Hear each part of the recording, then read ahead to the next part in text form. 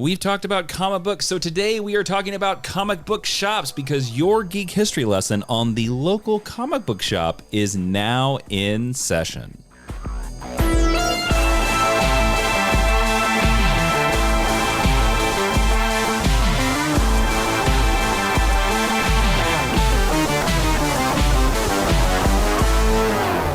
Hello and welcome to Geek History Lesson. I'm Ashley Victoria Robinson. And I am Jason Back Issues Inman. Welcome to your Mind University because we are the podcast that covers one character, one construct, or one team in a little bit less than an hour. But today, we're not doing that. The Mind University is going out to an adjunct professor to gain the expertise on something that a lot of people, I don't think, consider in the pop culture industry, the comic book shop. We're doing an entire industry for this lesson. Yes, an entire industry right now. Yes, and we, of course, Ashley has worked at a comic book shop. I have frequented many comic book shops, but we decided that we needed a true expert for this episode. And Ashley, who did we bring in to tell us about the secrets of the comic book shop? So today we are joined by owner of Arsenal Comics and Games in Newbury Park in Ventura, California, and soon coming to the rest of the world. Nominated 5 times for the Eisner Spirit of Retailing Award, Conejo Valley 40 Under 40 2020 list maker, comic boss, and friend of the pod, Timmy Heague. Hi, Timmy. Hey, how's it going, guys? Thank you very much for that. Thank you. Wow. Those are all true facts about you. Wow. You're a legitimate boss, Timmy. Yeah, it's very weird being the man, and it's weird, man. It's that's a whole other conversation. Yeah, I'm the boss. Thank you. Real quick, do you guys want the intro to that silly name, Comic Boss Timmy, that my Twitter and Instagram handle is? Yes, because it started as kind of a joke. So I was like, I'm the boss. I own a shop. Cool. Like, look at me. Yeah, I'm young. I opened up at 22. What's up? And then it became this no, really, I'm the boss. Yes, I know I'm 22. No, sir, there is not an owner in the back room who can help you with your question. No, it is me. So it kind of became that okay, and then I ended up putting it on the back of my shirt as a joke, where a shirt would say owner and employee, it just says comic boss, and hopefully it's gotten the point across. I like to think that you are the final boss battle in the comic book retail simulator game, soon coming to your iOS everywhere. I like that. I also I want to head everybody off at the pass right now, just in case you are listening, because there are listeners out there like my lovely mother, who has been a guest on Geek History Lesson, Bernadette Inman. But there are some listeners out there right now, and I just want to say, yes, comic books. There are stores that only sell comic books still out there. They still exist, and Timmy runs one of the best ones out there. In fact, 2 of the best ones. 2 of the, oh, that's right. And 3 now? Soon to be. Well, secretly, yes, but 2.5? 2.5, because we've just opened up this giant warehouse for all our online sales, which has just been I guess crazy. It's 3.5 if you count the online store. That's correct. Yeah. It's wild. Yeah, that kind of came out of COVID. I never thought that was going to happen. When we got told to shut down the stores, and, it was oh my God, what are we going to do? And now we flash back to a year later, and now we have a warehouse for online sales. It's wild. Well, that's great, man. And this is why you're the perfect person to bring in this conversation. So let's start asking you about some of the secrets of running a comic book shop. And I want to ask, first off, when you were growing up, what is the comic book shop that you loved to shop at before you were an owner? Oh man. So I'm very lucky and blessed when it comes to that question, because I ended up working there. So it's a big part of my secret origin. So my old man took me to Star Wars, when the remastered versions came out in theaters, and that really just sparked everything nerdy for me and geeky. And I started watching all the animated series cartoons at the time, Spider-Man, the animated series, Batman, X-Men on Fox Kids and all that. And there was a comic shop in town, and they had been there for since the mid 80s. And my dad took me, and I went through, I was in awe, complete awe. And I did Spider-Man. Web of Spider-Man #1 was my first Marvel comic. It was a back issue. Yeah, fantastic issue, beginning to end. Awesome cover. And I don't even know how I gravitated towards it. Like, I think it was the black suit that got me, because in Spider-Man animated series, I just gravitated towards Venom. Because I mean, what 90s kid doesn't love Venom, right? You know, so I still love Venom. And then my second issue was, now I did Marvel, so not do DC, was Green Lantern 145, Kyle Rayner surfing in space on the cover. And that one, I cannot tell you why I got it. Like, I mean, I know why I got it because it's a great cover, but like, because you love Kyle Rayner, because everyone should love Kyle Rayner. Amen, brother. Amen. And you preach that sweet gospel. And that was it for me. Like, I fell in love with Kyle Rayner, Peter Parker, and it kind of evolved into this, you know, my dad or my parents would take me once a week. And then like the second or third visit, we found out comics came out on Wednesdays. Mm-hmm. So like, then I was lucky enough to like go on a Sunday. Like, we got breakfast, like down the street, we'd go up, you know, the shop, I'd get some back issues. Then on Wednesday, I'd get a few new comics. And, you know, believe it or not, people always like, no, that's not true. It is true. I swear, hand on Bible, hand on Action Comics #1. So my old man is a small business owner, a surplus store. And it was a massive shop at the time. And, he would have me as young as age 10, working the register, cleaning the store, helping whatever little odd jobs. And that was I worked the weekend at my dad's store, comic money. Yay. And yeah, from a super young age, I learned, you know, what it meant to put some time in something on a job and get something out of it, which I would spend all my money on comics. And I was like one of those kids where I was like not just reading it, I was hardcore into collecting. Like, I had organized short boxes from like just a few weeks into like getting into it, and like just learning all the first appearances and the lore. And since this was like pre-smartphones and easy internet access, my biggest way to learning like the world of DC and Marvel was DK books, like giant like white covers, giant rectangular books. And it was, you know, DK's Guide to DC, or it was like encyclopedia books. And what's funny is I just bought a collection the other week that had one of them from that era. So I had to like keep, like, I never do this. I never take stuff out from collections. What is the value of this? In sentimental Timmy bucks, $1 million. I remember those DK books. I remember those from the Scholastic Book Order. Oh, they're so fun. You know what? Oh my God, Ashley, yes, that is where I got it. I got it from the Scholastic Book Fair. Oh my God, yes. And it's so funny, the things I remember from those DK books that like pulled like moments from like comics at that time, and like made them like important footnotes. But now it's like, what? Like, I know this is such a random weird little tangent, but like one thing that always sticks to me that like being cool to me at like 8-9 years old was that apparently at the time in DC, there was a Superman story where like they flashed back to him as a baby through space, and the rocket like got sidetracked like and went around Mars. And like, so I guess there was an issue where Martian Manhunter looks at baby Kal-El, and that was just like the coolest thing to me, that was like in continuity. I'm sure it's not now, or maybe it is, or who knows, that's a whole other podcast. But yeah, those DK books ruled, man. So yeah, sorry, enough about DK books. Yeah, and so I was a frequent Wednesday warrior and back issues and scavenging all my money always for comics. And it was just, you know, it was the only place I could talk about comics, the only place. My friends didn't read comics. Nobody in my elementary or middle school or high school read comics.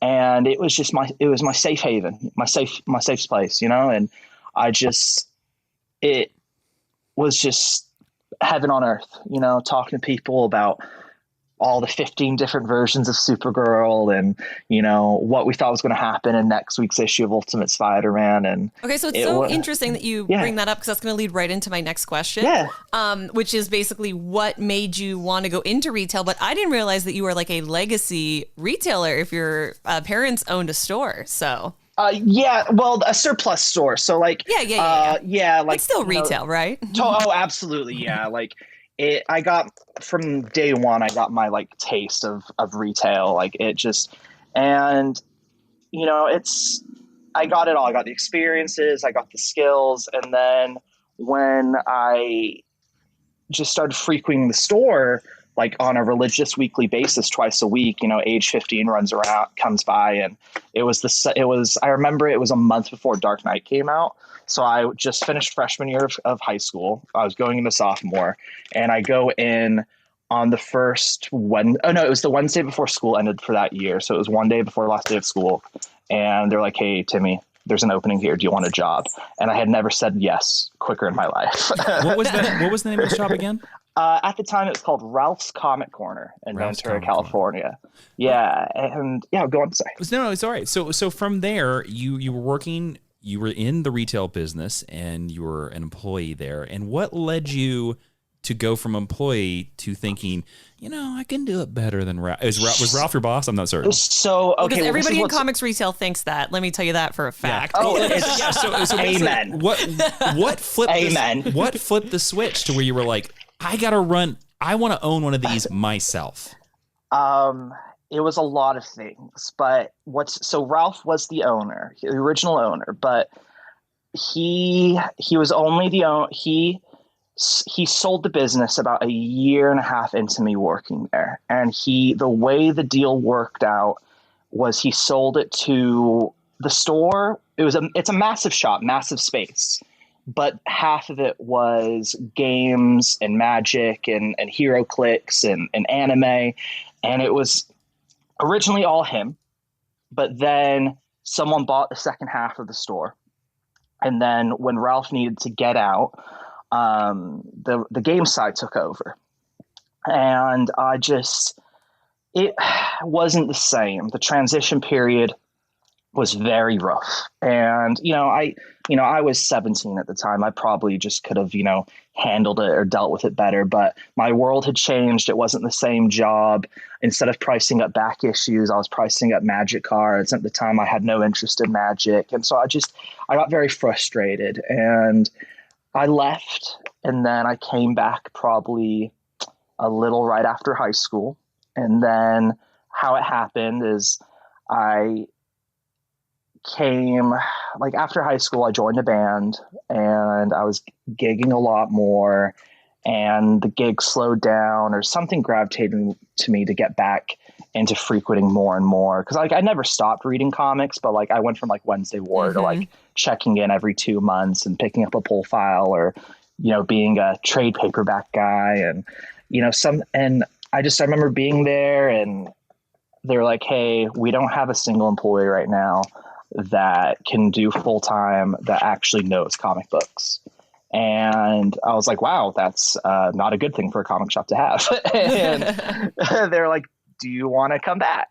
And I was like, "I guess, yeah, let's go." And so I did that, God, from age 18 and a half. So from 19 to, I opened up the store on my 22nd birthday. So yeah, from about 18 and a half till 22. And it got to where I was just before I turned 21. So we're a year pre-Arsenal. And things got weird for me. I was doing above and beyond work again and again and again at that shop, manager level work, really caring, being real passionate. And it just hit me that I wasn't happy, and something that really, really made me happy was no longer doing it for me. And instead of crushing it for me even more, that revelation, I was like, I got to do something about this. What can I do about it? I love comics too much. I want to dedicate my life to the thing that's been one of the constants in my life. I mean, there's 3 constants for me: comic books, the Beatles, and LP records, which I guess is the Beatles too, since I own a lot of those. But yeah, it was all right. I was like, okay, I got to stop complaining. I gotta do it. And it just, for a few days and weeks, it nagged at me. And I just started reading up on success stories in comics, shops that had survived through the boom and through the decline and up and down, and just what good shops are. And I analyzed the things about the store I worked at that I liked, which unfortunately at the time, not to throw any shade, but it just, there were other factors that made me want to leave, and the shop just wasn't what it used to be. And it just, I was like, I can't do this. I can't be the guy that works at a shop for 30 years that doesn't even own the place. So how did that lead to the name Arsenal Comics and Games. Where did that name come from? So I'm a huge Green Arrow guy. Green Lantern, Green Arrow. Shocker! I mean, listeners, if you see the logo for his shop, there is an archer in the logo. Your store color is green. It's a great logo. I have an Arsenal Comics and Games shirt. Yeah. Thank you. And I love Oliver Queen. There's a lot of things about the character I've always just gravitated towards, from the beginning of the Silver Age era to the Kevin Smith era, the Phil Hester era, and just, all of it. And I wanted something with I love the color green. I thought it was super welcoming. But that was maybe 6 months into realizing right before I turned 21, I was like, okay, I got to do this. I'm dedicating my whole life to making this happen. I cut off social life. I cut off spending time with friends, family. It was hardcore. Like, I spent every morning before working at the comic shop working on this, and I spent every night at a Starbucks, downtown Starbucks in Ventura. So it was open until midnight at the time. So I was going crazy, and I was crafting my business plan, figuring out how to do the business loan, how to get the business loan, figuring out how much money I had saved up, which, working at a comic shop, it wasn't much. And how to get the best back issues and key issues to open, just everything, just all of it. And I want listeners to hear how much research went into this and how much thought and like just hard work, because I think sometimes it's very easy, particularly in a retail space, to be like, yeah, you get a business loan, you open the door, and good luck. The worst part is people never even think I got a business loan. I don't know what it is. People are always wanting to think. Timmy just showed up with $1 million loan in his pocket. Doesn't everybody's dad give them $1 million? I want no names mentioned. Exactly. It's just so funny because they think like, oh yeah, Timmy's dad owns a small business. I'm sure he got seed money. And it's like, after a few years of being open, and I told my old man that, he just laughed and started hackling. Like, he just started cackling. And he just goes, the line that always sticks with me is, well, Tim, they obviously don't know how Liverpudlians are, because we don't do that with our kids. Even if I had it, you wouldn't get it. Sorry, son.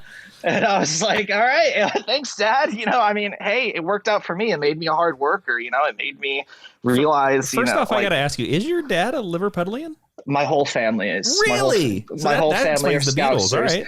Well, what's funny is my dad's like an outcast when it comes to like the Beatles love, because it's like, by the time he left the country, it was right before Liverpool gave in to like accepting that, like, oh, we can make money off Beatles tourism. So he was like an oddball of a guy from Liverpool who he's still loved the Beatles. George fan, obviously. Yeah, he's a Rolling Stones guy. Got it. I actually have a Boy George story, which I'll tell you at a later time. Sure. But everyone was just sick of them at the time before they realized they could cash in on tourism.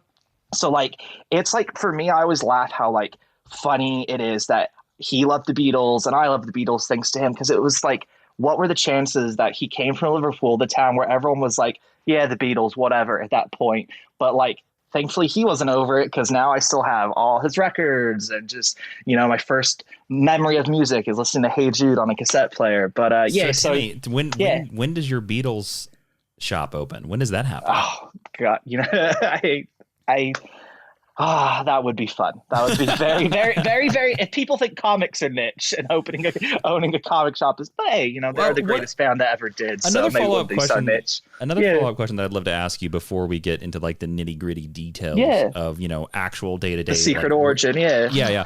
I want to ask you, how long has your first shop been open now?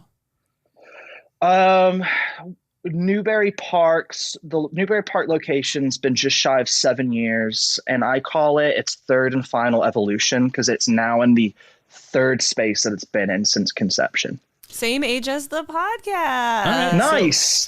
So in the 7 years, how long until you felt, and you might not even be at this point yet, so if that's, please be as honest as you would like to be, but how long into the 7 years where you're like, all right, I think I've got this figured out.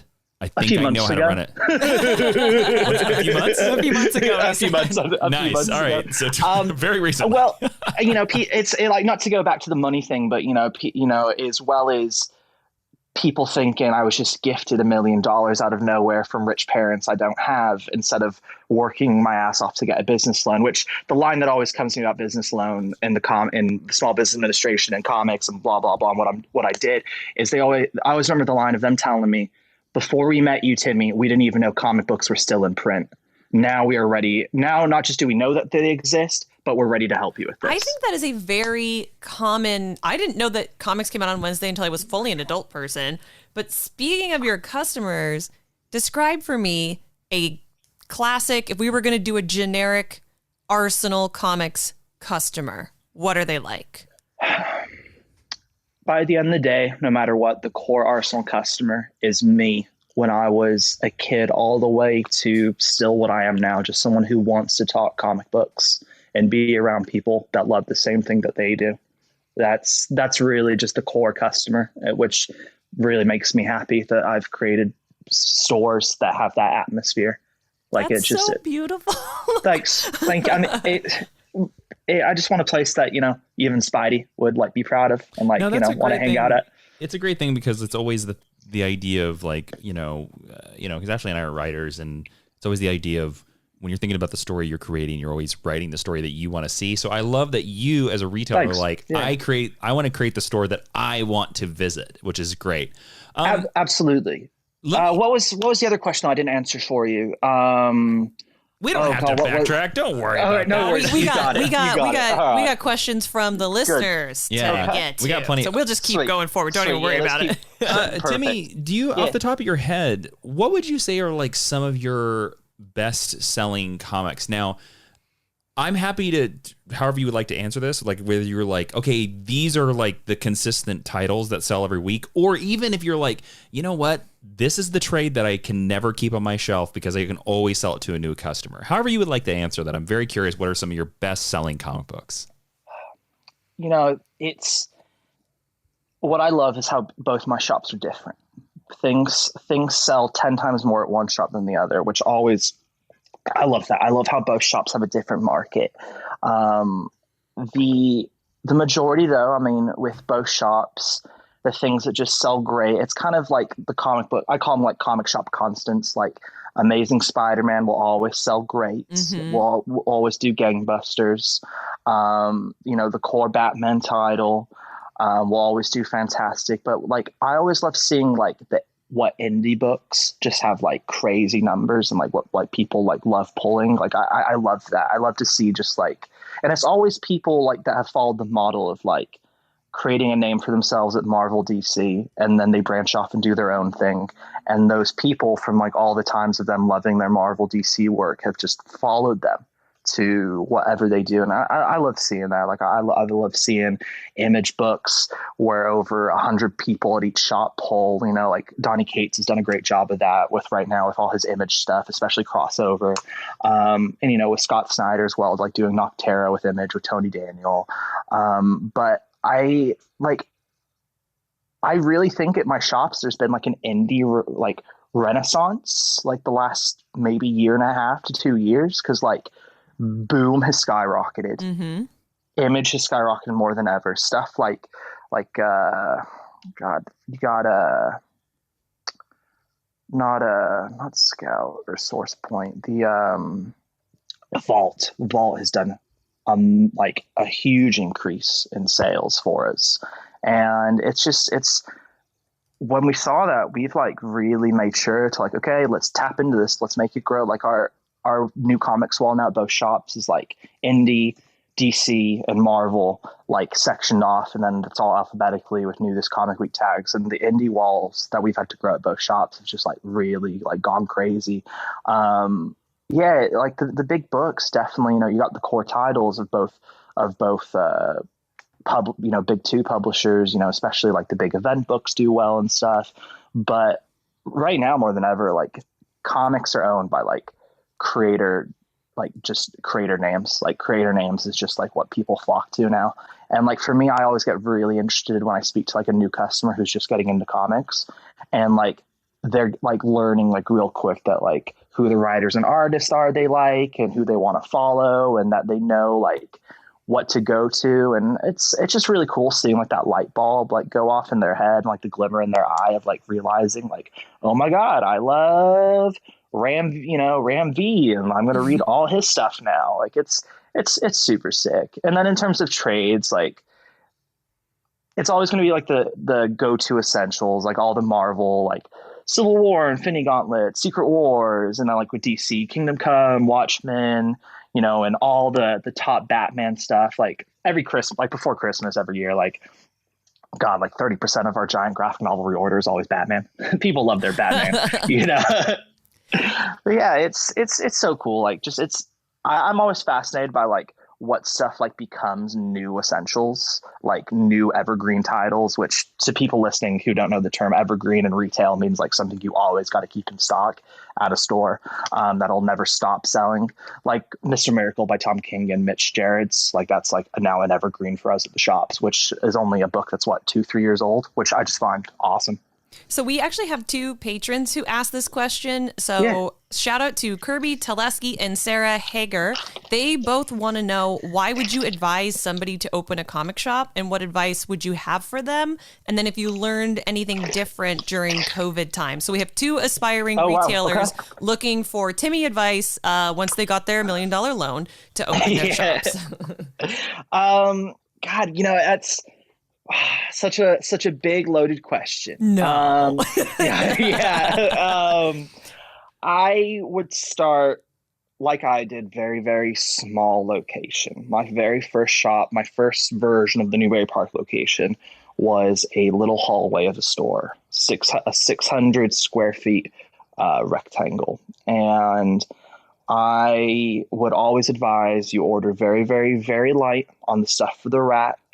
You let your customers know you offer a pull service. Never, ever discount your pulls. Never, ever discount your pulls. Cosign. Yes, never discount your pulls. I can do a whole podcast on why you should never discount your pulls. A whole Tim talk, if I will. But push pre-orders, push pulls. Have diversifying product. Make sure, I don't, at the time I didn't play Magic. I don't know how to play Magic. Now I do. And not just do I know how to play it, I know how to sell it. Same with Pokemon. I would make sure from day one to carry card games, a few action figures, a few pops, but start small, start very conservative. Because when you open up a business, it is insane how much money you will spend in setting that business up in just a few days. I remember just like when you move. Exactly. Oh my God. Preach. For real. Oh, the last time I moved, I made the joke to one of my staff, like how I would rather open up a business or move the stores again instead of moving my house. Like, I don't know what, maybe it's because I don't have like staff to help me or something, but like, oh my God, moving sucks. Well, but, in all that thinking to me, I'm really curious. I really want to hear about the follow-up. How is COVID do you think COVID has changed? Like if somebody is willing to this year somebody wants to open up a shop in 2021, how has COVID changed the advice or the thinking process? I think COVID was a game changer in terms of if you were an already existing store and if you already had a brand. Now, brand is what's essential. Not to sound silly, but one of the best things I've ever heard in business that's always stuck with me is you don't sell the steak, you sell the sizzle. And for me, I'm not selling a comic shop. I'm not selling a local comic shop. I'm selling Arsenal as a brand. Like to me in my social media wordings, I don't know if anyone's ever noticed this, but I don't write local, like pick up now at your local comic shop. I pick up at your local Arsenal. Cause like for me, you sell a brand and that's how you get more and more and more successful. And like for me already having an existing brand that I've been working on since day one, COVID, when it happened, like the first week to 2 weeks, like, oh my God, what's going to happen? What's going to happen? Like stress and hair falling out and going gray and just freaking out and not sleeping. And then now a year and a month Timmy, later. I know you have a luscious head of black hair, so don't lie to the folks like this. Thank you, but no, my Reed Richards cosplay will be here by next year. It's all right. I'll pull it off. If John Krasinski doesn't sign on for Reed, I'll throw in my audition or whatever. And then it'll be arsenals across the world. That's right, with that MCU money.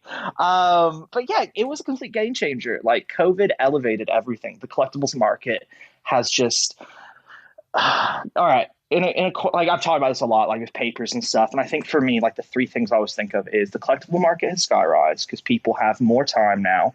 And some people have gotten extra money from stimulus and stuff. And some people have gotten, have been very fortunate where COVID has made them more money with work or whatever, but they're at home. They can't spend it at restaurants and, going out to drinks or movies or whatever. And so collectibles was a huge thing for them to invest their money in. And it just completely elevated the market. Collectible comics, new comics that people speculate on, Pokemon, sports cards, Magic the Gathering, action figures, pops, everything from collectibles has skyrocketed. It's insane. And so to be an existing shop already, that was a huge help for us. The second thing is people want more entertainment more than ever. People, I've never done this in my life, but apparently people have gotten bored of their streaming services. Apparently they've watched everything, which is quite impossible, actually. That's what I'm saying. I heard it in the shops, brother. I heard it. Whoa, all right. I was people like, wow, like, you're bored of Netflix. It was like the old thing you used to hear where people were like, I got to the end of the internet. And you're like, no, you didn't. Oh, God. I think I just turned to dust hearing that sentence.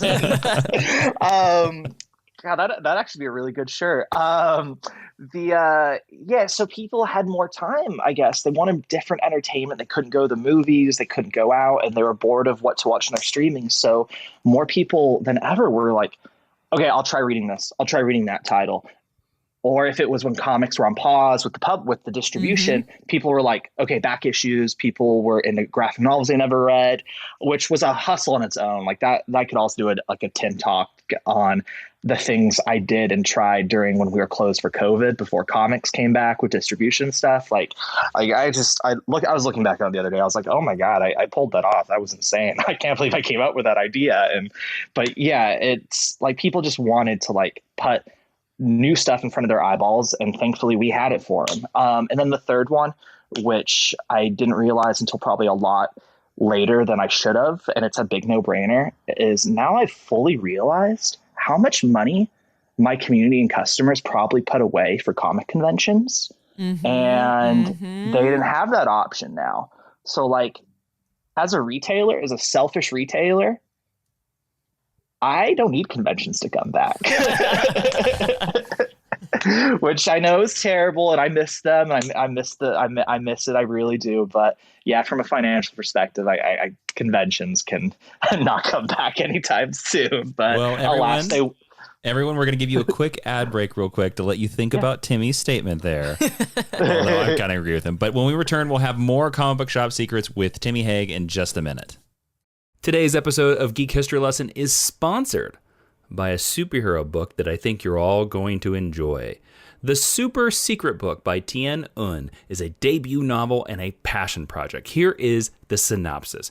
Violet Vivian is your not-so-typical 17-year-old girl, better known as the sharpshooting superhero Kulara. She has dedicated her life to defending Diamond City alongside the city's teenage crime-fighting team, the Super Secret. Now, the Super Secret is a team of 6 young superheroes who take down bad guys with their high-tech gadgets and unparalleled combat skills. But when a powerful, mysterious diamond falls into the hands of a vengeful supervillain, they are forced into the biggest fight of their lives and must reconsider what it means to be a superhero before it's too late. Now, the Super Secret book is going to get the Geek History Lesson seal of approval because it's a novel and it is full of superhero love.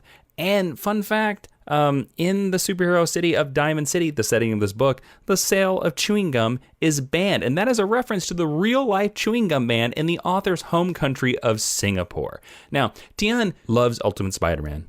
They're a 90s kid from Singapore. So if you want some of that Ultimate Spider-Man flavor in a superhero prose book, then the Super Secret book is for you. You can find the book. It is available on Amazon. You can find it at www.thesupersecretbook.com, and you can find it on Instagram at The Super Secret Book. And there is a special giveaway just for the listeners of the GHL podcast. The author is letting you read The Super Secret Book for free.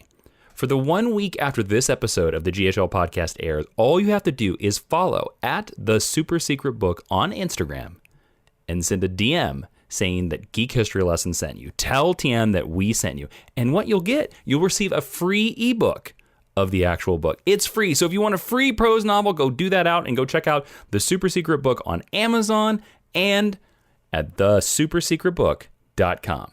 And now, back to the show.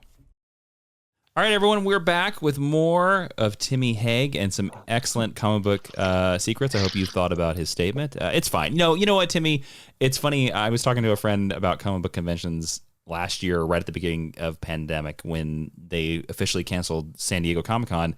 Yeah. And my friend said a statement that he was like, you know what? I kind of think the whole world, I think we in 2020 needed a break from San Diego Comic-Con. Totally. So amen. Yes. Look, anyone on the professional side of the fence, and I mean that as like creators, retailers, press, like Comic-Con is only fun if you are a consumer. If you are a PR person, an HR, like it's not fun for the rest of the people. I love taking an employee or a manager, and it's their first time, and like seeing the Disneyland look in their face before walking to the convention center after traveling, and then comparing that to when the 5-6 days are done, and then just seeing how much work they experienced. And they're always like, yeah, the panel, when we could escape to panels, and when we could escape to dinners and parties, that was fun. But oh my God, Timmy, the walking and the retailer meetings and the presentations. Oh my God. I'm like, yep, you got those free meals for a reason, kiddo. Yep. There's a big difference between working a comic convention and attending as a fan. Absolutely. All right. So, Timmy, we also we have a Patreon, of course, everybody, if you don't know, over at patreon.com/Jawiin. That's Jawiin. You get lots of cool exclusive podcasts over there, including Jason and Jeremy John about Justice League, if you want to hear me review every episode of the Justice League animated series. But we also let our patrons ask lots of questions. And Timmy, we have some questions directly from our Patreons for you. The first one is from G12 the Unidog, who asks... I think it's Undadog, excuse me. Who says, can you pre-order trades in comic book stores? I'm still new to this, but I buy loads of trades. So, Timmy, direct from the retailer's mouth. Absolutely. That's what I thought. Absolutely. Now, the misconception, which a lot of people have, is it's all about, for me with retailers and comic shops, it's a way they present themselves and the communication that they broadcast to their customers and community. Because I would think that 90% of comic shops probably don't make it very clear that you could do that, which is a problem. And those retailers would probably blame publishers for the problem that they create themselves. But again, like I've said before, it's a whole other podcast. But yes, like on my store social media, for graphic novels and new comics, we're constantly promoting what comes out in a week, 2, 3, a month, whatever, when something's announced. And not just can people message or call us to pre-order or pre-order in store. We have Comic Hub, which is a app/website tool where you're just putting stuff in a cart, and then we get alerted that, oh, hey, John Smith wants this all in his pull file. Great, you got it, buddy. It's yours. Brian Martin has a catch-all question, and he wants to know... Gotta catch them all. Yeah, absolutely. As you've mentioned, as a comic book shop owner, what is the question that you wish customers asked about your business? Or maybe you wish that they knew about your business. One, you had to get a business loan. Yeah, immensely. Yeah. It all just didn't come out of nothing. I don't poop money. I wish I did. That'd be an awesome mutant power. Actually, probably not. Makes me want to read Ecstatics, though, which everyone should read Ecstatics. That is correct. That is the correct answer. That's what Timmy wants to know. Everyone should read Ecstatics. Wow, what a great question. I think I got two answers. I think I have a personal, I own a comic shop answer, and then I have a answer of someone who just wants this medium to flourish as possible. So my selfish comic shop answer was, hey, this is all so much work. And if you even appreciate a fraction of that hard work, God bless you. And we really appreciate you for appreciating it. Thank you. / we are all real humans here. So just like any retail spot, just always remember we are real humans. We appreciate that. We're not always perfect. We try really hard to be perfect, but it's, just treat us, treat everyone in retail like you'd want to be treated. That's always the one I want people to remember. But then as someone who wants to champion for this medium, hey, if you like that movie you just saw, you're going to read a comic that inspired it, and it's probably going to be a 10 times better read or a better experience than the movie you just watched. And I know it's a bold statement, but comics rule. I don't think it's a bold statement. I think it's a great statement. Thank you.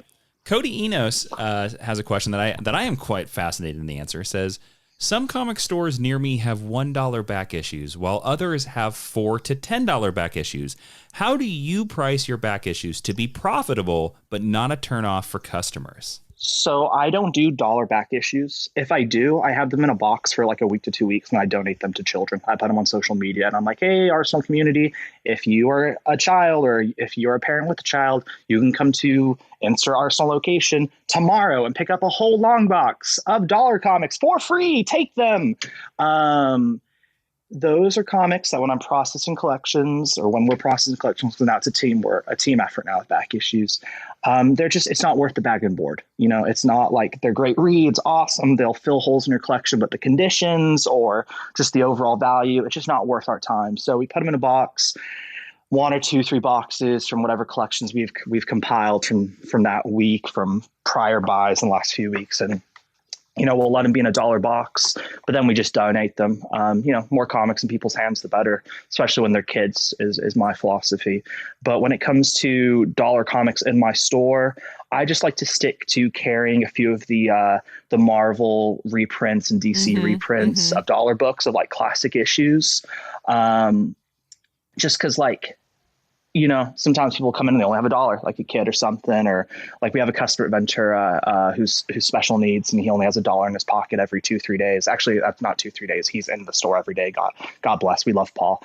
And he always wants the newest dollar comic, and I make sure we have it for Paul. And that's what a community does. That's what a store owner does as well.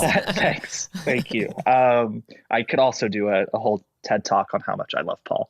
Paul rules. But yeah, I think stores that have just boxes and boxes and boxes and boxes and boxes of dollar comics, I feel like that's the biggest mistake they could ever make. Cause it's like, I have a partner who's also named Paul. I guess we're just talking about a lot of Paul today. We talked about the Beatles earlier too.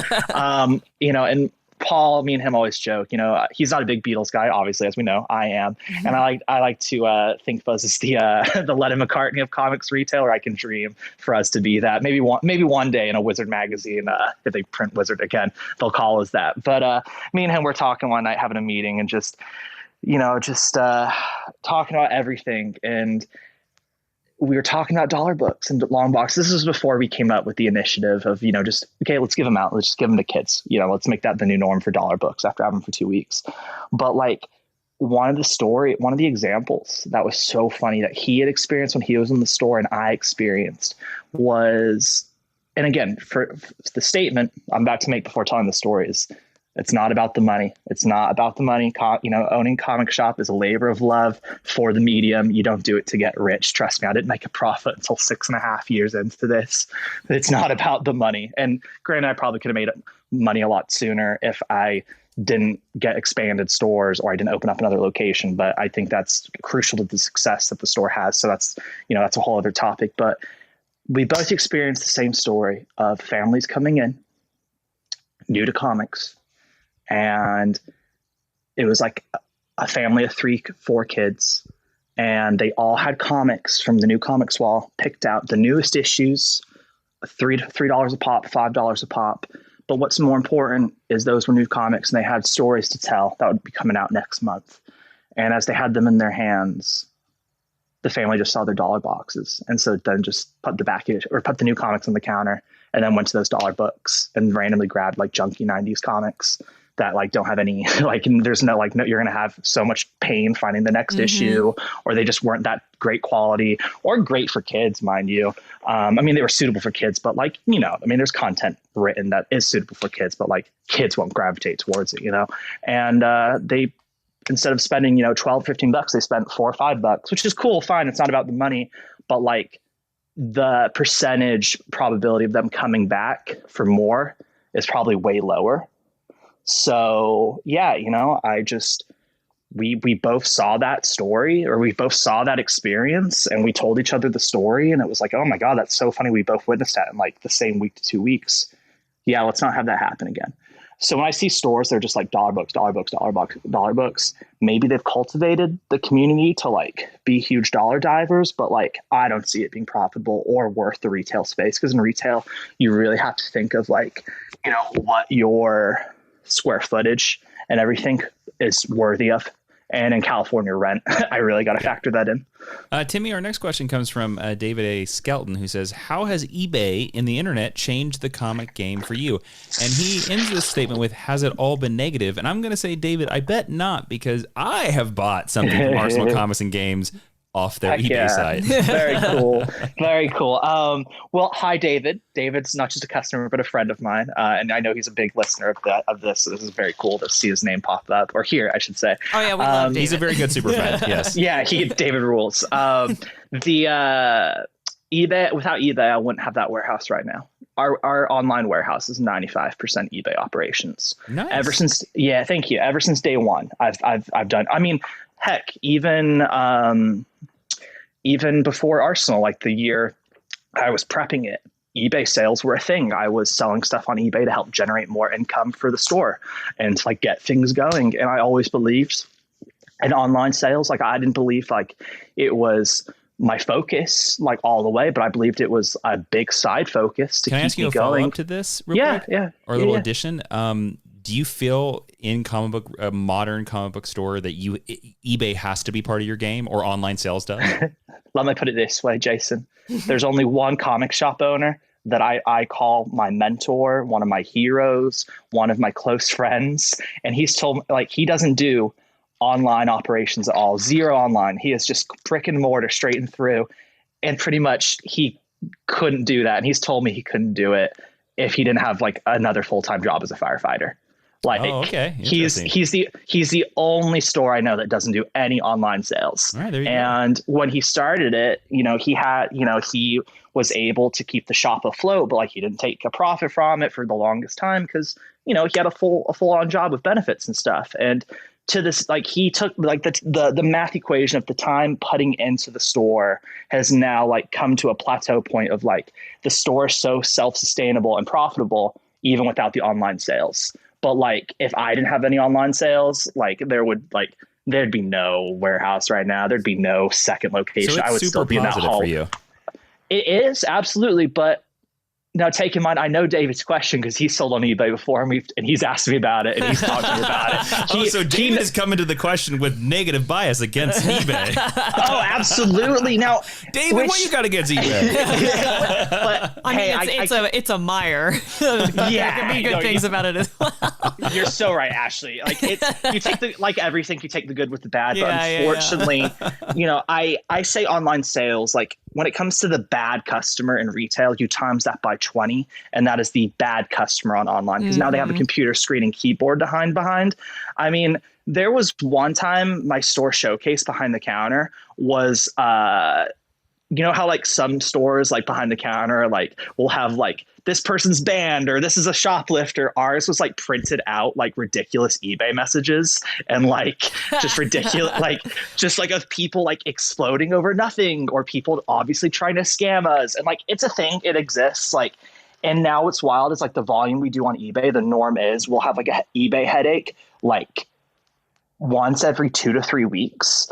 And 90% of the time they're resolvable, thank God. But like the effort and time and energy you have to put in to like making sure that they don't like succeed in like their negative remarks or succeed in scamming you is insane. Like when it goes down, like that is someone's job to take care of that problem for like 2 to 3 days straight. Like keep like constantly monitoring it and like keeping check. It's nuts. And that like that volume of super high sales on eBay with that average now of 2 to 3 weeks of having a headache like that, it would be way more and way worse if we didn't train our team to be as just like, okay, this is what could happen if you go this way in this situation. Like the customer service level, like to which you have to go above and beyond on eBay is just so like, let me put it this way. There's a reason, not just my retail employees, but my warehouse employees, we don't start anybody on minimum wage. Like it is a job.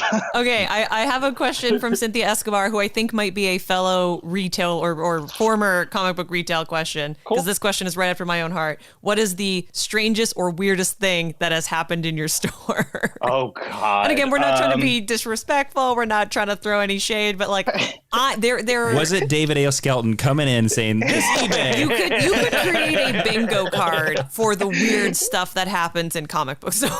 Oh, we could all band together and write like a graphic novel or comic about all the weird stuff that we've all experienced. I like after like now that like it's crazy to say, but like I'm 7 years in on this thing, or just 7 years in September. Like I'm now at the point where so much time has passed, like I'll forget the bad instances and now think like my brain has been trained to only remember like the funny, cutesy, like TH moments. Do that? What is your secret? Always look on the bright side. Like just the other day, I was reminiscing about when the store was like, it's the like year 1, year 2. Friday Night Magic was happening. I still don't understand how I fit all those gaming tables in that little store, but we did it. And I remember running F&M, and this was the era where it was just me and maybe 1 or 2 friends helping me for store credit, like once or twice a week. So I was doing opening till close. I was doing opening till close probably till 4 or 5 years into this whole operation. But alas, it was just me. I'm running Friday Night Magic. And, we're just it was a spot in a neighborhood, like right by a neighborhood, right by a school and a shopping center. And a giant possum came through the door while everyone was gaming. Yeah, dude. No, not a blessing. Yeah. No. And I had to keep my cool and also get it out of my store. Timmy, I was not expecting an animal. Look, I have a question for this. How many books did you sell to the possum? They were really into mouse, obviously. I actually sold them a 9.8 copy of something. Well done. I had to keep calm and not freak out, but I also had to do it for my customers, and I also made sure that it was only in the store for 20-30 seconds tops, and no one noticed. Everyone was busy with their game of Magic. Oh I got my broom. I got my I got something from the snack bar that we had for our gamers, and I opened up some Cheez-Its, and I found the aisle in which it was in the store, and I just threw Cheez-Its at it, and I continued to throw Cheez-Its towards the door, and it was the most terrifying 30 seconds of my life. Oh, I'm gonna send you for the next Arsenal birthday a bunch of stuffed possums. Excellent. Thank you. Yeah, the secret possum Arsenal mascot. I and then 2 seconds after it walked out the door, this kid who just finished a round of Magic was like, I have my score to report, 2-3, and I'm just sweating my face off, like my eyes twitching, and he just looks at me and goes, "Are you okay?" I was like, "Just had an intense game of Magic myself, brother. Congrats on your score." That is the mark of a professional. All right, you always got to keep your cool. We have a couple questions here that are going to get into the nitty gritty here. Sure, Austin Nisbet and John Johnson have both kind of asked around the same question, and I think John Johnson summed it up the best. John, they say, how much of your business is selling back issues versus new issues versus trades? So, Timmy, if you can reveal this, it's fine. Where does it break down? Where do you make the most money? Is it trades, new issues, or back issues? Or maybe is it games? Well, first off, that's a very great question. All of it. I can give you the current answer, and I can give you the overall general answer. I'd love to hear the overall answer. The overall is new comics are always going to be the bread and butter of the store. It's your constant cash flow. That is when they pick up their pull files. I kid. Pick up your pull files, though. That's not a joke, and it's super freaking rude to not do that. Yeah, it's like that's a whole thing. It's like just call us guys. Just say, hey, I can't do it. Like, I know it sucks. Like it's embarrassing, but just call us. Like, pay over the phone if you can. Exactly. Like that's for real. But yeah, it's new comics always. It's that cash flow every day, every week, every Wednesday. People want to know what Batman's up to. People want to know what their favorite comic books are up to. Their favorite characters, and they want to dive into new stories, or they want a cool cover for their collection. And so that's the bread and butter for sure. That's like that's at least 40-50% of our sales, give or take. It's huge. Absolutely huge. Graphic novels, like if we're taking game stuff and card game stuff out of this equation, the next thing is for sure trade paperbacks. People, especially like even before COVID, it was like really creeping up, like trades. But like now with COVID more than ever, like we sell so many graphic novels. It's crazy. Which it's awesome. And that, like, now we sell trades and graphic novels and stuff. I just would have never thought we'd sell trades and graphic novels like back in the day. Like back in the day, like, it's funny, a former coworker of Ashley would always talk to me about this. Chris of Earth 2. He'd always Thank you for the Diamond Box for a move. That was really great. Hey, if you're friends of a comic shop, you can always count on having boxes to move. Absolutely. Like he'd always be like, oh my God, you have Nightwing Volume 4 of, this, like, this sells? I'm like, yeah, dude, it sells. Like, it doesn't sell constantly, but it'll sell eventually. And like, that was like 2-3 years ago. Now it's like, yeah, it's going to sell. Like, so many people now, like, dive into trades and just go crazy on it. And it's great. And, we don't discount, but like we'll help incentivize like people to shop locally when they can. So like, our biggest fighting of competition with like trade paperbacks and graphic novels is obviously like online with graphic novels. Like, it's not local competition, but online competition. So like, to incentivize, loyalty in terms of like shopping locally in your community, we have like a stamp card for graphic novels. Like, after every 6, you get like a $20 credit for a free one, which is cool. It's that discount works, like that math for me works out great, and it's fine. And it's just like getting people through the door again and again. Cause like that money you lose on like that 7th graphic novel that we give out free, we just make up by like them buying other stuff. So it works out super well. Back issues through the years have gone very up, very down, very up, very down. Right now they're in a huge up. We've always carried back issues since day one, but more importantly, key issues, first appearances, iconic covers, the hard to find stuff. It's a hustle. You got to buy those collections. You got to make sure you buy the collections right. You got to know when to say no. If sometimes you get a bunch of long boxes and you got to make a deal for just the good stuff and cherry pick, as they say. You got to do that, because sometimes carrying the junk in your store that came with the collection that nobody wants is going to negate the profit from like the key stuff and the good stuff.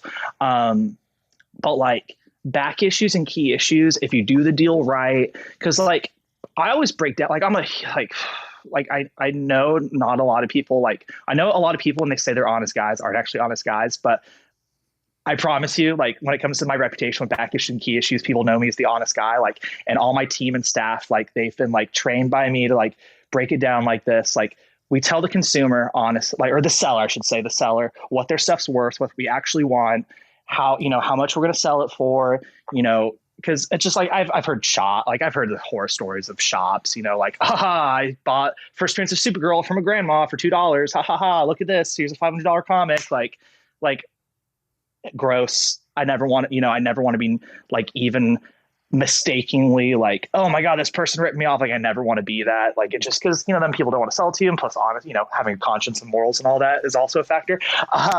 But yeah, like we break it down for them. And by the end of the day, like people like are selling us their collection to us, or their key issues, or the long box, the short box, graphic novels, anything, back issues, complete sets of back issues. They're selling to us at this rate because we're showing them the breakdown of how much time they will be spending if they sell it themselves. And like, we also show them like, we have the tools of how to grade these things. And, it's like they don't know how to grade. Like, and so it's like that time of like trying to grade something with no knowledge, trying to sell something online, not getting that money instantly, having to deal with shipping, having to deal with like crazy messages online or Craigslist or Facebook Marketplace or whatever. they just trade it for that breakdown of, oh, okay, this is what I'm getting. This is the percentage. Oh, and then I also don't have to do all this stuff. Yeah, cool. Thanks. I'll take the money instantly. Thanks, Arsenal. Bye. And yeah, back issues rule. Like if it, you put them on Instagram, Facebook, people flock to the store. People want those books for their collection. It's one of the most profitable things for my business, just because just how popular back issues, key issues can be, more than ever. But key issues have always been popular, but now we're on that huge, elevated status. People want these sick books, their collections, and raising prices are going up like crazy every day. I just bought a book that was 2 weeks ago, $150 difference in value. It's crazy market right now. It's the Wild West. But yeah, ever since day one, I've backed key issues and back issues hard. I'm a huge back issue guy. I mean, even my Secret Origin, I was buying back issues since day one. But now through the years, I've realized that my bins have to be very much curated. It just doesn't make sense to have a massive back issue section in my shops. So now it's very curated to be Silver Age or popular titles, stuff that makes sense for the square footage, but it's not worthy enough to having a showcase spot or a back wall spot, or we have books above our new comics that are hot back issues. So yeah, there's definitely a math involved to it, and a science, but it's also just knowing comics and diving deep in the medium. All right. Well, speaking of Wild West stuff, Timmy, very briefly before we get into this final question from Jeremy Skinner, will you explain what Diamond is in case to a layman who doesn't know? Diamond Comics was the monopoly for new comics distribution. So basically, they were the company that made sure that you guys had all your new issues every single week in your trades and stuff like that. Yes, absolutely. I don't know if "made sure" is the right. Well, verb. Okay. I don't want to get too far down this hole because the answer to this question is going to be could fill up 5 hours. So that's very true. But so Jeremy asked, Timmy, as a retailer, how do you feel about certain companies moving away from using Diamond? Because I believe DC Comics has moved away from Diamond now. Marvel Comics has moved away from Diamond now. Is that everybody? Well, and there's a bunch of Tiny Press was never with Diamond to begin with. So you have dealt with Diamond for years, Timmy. Yeah. And now these companies are using other fulfillment services. How do you feel about this? And as much as you're comfortable saying on the yes, air. of course, because you have to have an ongoing relationship with them. Yeah. Well, here's the thing. Here's the thing that people always trip out about. I back Diamond hard. In my younger days as a retailer, pre-owning a shop, I get so frustrated at the damages, the shortages, just the way the whole system worked. Now, years later, I have a more broad understanding of what they do and the manpower they have and how much stuff they're actually shipping and the science behind it. And I also know the people now through the years and have conversed with them, had dinners with them. My opinion's very much changed since my early days. I very much back Diamond hard now. They're also very, very, very, very, very, very good people. The amount of comic shops that have stayed in business, families that have had food on their table thanks to Diamond working out things and relationships with those companies and families is a very high amount. When my town was on fire, the day after a mass shooting, Diamond helped me stay in business. I had just opened up my second store. All my money had gone into that store. And a fire was happening at my other store. My store had to be closed for a few days. Everyone had to be evacuated from the town. Very scary. I could have very much gone out of business, but Diamond helped me. They made sure I didn't go out of business. And I will always remember that. The first time I had a conversation with Steve Jeppy, the founder and big guy of Diamond, I thanked him for that. They've done amazing things for people, and people only ever see their shortages and damages. And they don't see the things that behind the scenes that they've done to keep this industry alive. And that, I think, is an interesting perspective. I think many people, especially out here in the comic book fandom thing, had never considered. Timmy, thank you so much for all your amazing answers, letting us get into the inside of running a comic book store. So people can support you, and so people can find you online, and they can support Arsenal Comics and Games. Timmy, please let us know, all our listeners know, where they can find you on social media, and also where they could purchase something directly from your store. Awesome. Thank you. Yeah, we're just Arsenal Comics and Games, all spelt out on Instagram and Facebook. I always make the joke that if you're on Instagram, you type in Arsenal, we're the thing after the soccer club. And then to buy something, as we talked about eBay, you just type in Arsenal Comics on eBay and we'll come up. We have every week hundreds of auction listings as well as tons of great stuff. Buy it now, best offer stuff that we know our local community wouldn't care for, but we know there's tons of fans online who would love to add that to their collection. So we're very big on eBay, like we talked about, but we also have a website where we sell all our new comics and trades and toys. And that's just arsenalcomicsandgames.com or arsenalcng.com if you feel like saving a few clicks on the keyboard. Well, everybody out there, please go support Timmy if you enjoyed any of the insight that he gave you on this episode. I have bought an action figure from Timmy on eBay, so please do it yourself. And if you're interested, we're going to have more talk with Timmy on our GHL Extra episode on Patreon over at patreon.com/John. We're going to talk about back issues and CGC and all kinds of interesting stuff that I know Timmy's got an extra inside expertise about. Now, Ashley, before we sign off, we're going to do something called the Honor Roll. What is that? The Honor Roll is where if you go over to Apple Podcasts or whatever the heck we're calling it now, and you give us 5 stars, we will read literally whatever you write, even the nasty ones. And if you are an international folk, just send us a little email to geekhistorylesson@gmail.com because we can't see your reviews, but we love you and we want to stay on your couch. And we have 2 great people joining the Honor Roll today. First is RCC96, who says, GHL has taught me more than I could imagine. About 2 years ago, I discovered GHL and binge listened to all the episodes. It's the one podcast I just cannot wait for week in and week out. I still go back and re-listen to old episodes whenever I have time to kill. I've learned as much at the Mine University as I have at my actual university. Can't wait for the Tex Willerman episode. Oh, I thought we were going to get the gunshots. Oh, sorry. No, let's not do that. And they are also joined by Ruined Nation, who I think makes excellent use of the review. It says, GHL is awesome. Make a Lobo episode. It almost sounds like a threat. They know what they want. Hey, we said we'd read whatever they wanted, and they made it onto the list. Well, welcome into the Mine University Teachers Lounge, everybody. Professor Heague is here. He's been teaching us all about Bax issues, so you can learn about platypuses from him. And everybody out there, don't forget you can download and listen to this podcast wherever you can find podcasts. You can find Ashley on Instagram and Twitter at Ashley V. Robinson. You can find myself on Twitter and Instagram at Jawiin, Jawiin. And before we finally say goodbye, we have the final segment, hashtag stick around, where we make sure that you stuck through all the plugs. And this is where we're going to ask Timmy the question. Timmy, your job is comics. Your love is comics and also the Beatles. But what's your time off hobby? What do you do when you're not working in the store? Reading comics, trying to find the time to reading comics. Absolutely. I'll try and read a comic, if not 6 single issues or a trade a day, anything I can do fit the time in. But when I'm not spending time with my family or close friend, well, not really spend that much time with close friends because COVID. So I guess just my family. But hey, my friends are my coworkers, right? Or my employees, I should say. I'm a cool boss. I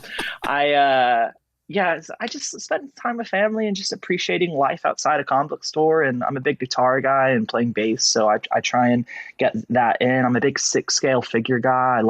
I love those things and posing them and opening them up, listening to records. But yeah, it's just the biggest struggle of owning comic shops is finding the time to read what you've dedicated your life to. And so I try and, one of the hardest years of business for me, where I was maybe year 2, year 3 in, is I dedicated so much of my time to trying to make the business work in every way possible. I forgot to make the time to read comics. And that was a very painful time for me, where I realized I was dedicating my life to this thing that I wasn't even making the time to read and appreciate. And I'm a lot happier of a person when I make time to read what I have dedicated my life to. And I think that's an excellent way to end this podcast. Timmy, thank you so much for joining us on this episode of Geek History Lesson. Thanks, man. Thanks for having me, guys. And everyone out there, thank you for joining us on Geek History Lesson. I am Jason Platypus Inman. I am Ashley Victoria Robinson. And Professor Jason, would you please dismiss the class? The class is now dismissed.